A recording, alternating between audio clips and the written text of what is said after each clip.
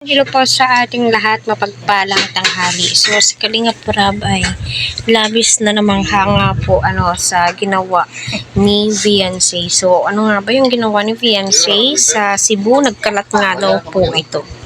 Ika nga ng kanyang mga supporters, mga avid fans. At kita naman po natin na grabe yung ugaling meron po talaga si Viancy.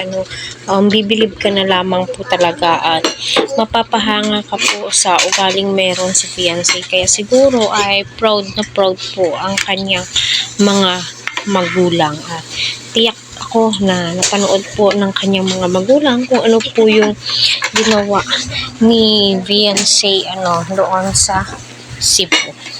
Ayan, patuloy po nating suportahan si Kalingap Rab, Kuya Val at ang buong team. Huwag po natin skip ang kanilang ads para sa ganon ay marami pa pong kababayan po natin ang kanilang malingap.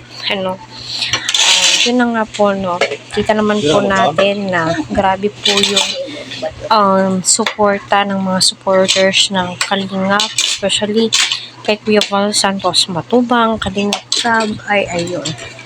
Napakaraming dumagsa sa airport. Pinuntahan po talaga nila.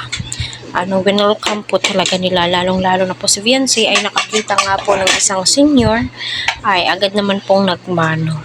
Siguro napapag-usapan ngayon ito sa social media, especially proud na proud po siguro yung nanay at pinagsasabi niya po ito sa kanyang mga kapitbahay na yun ang ginawa ni Viancy sa kanya.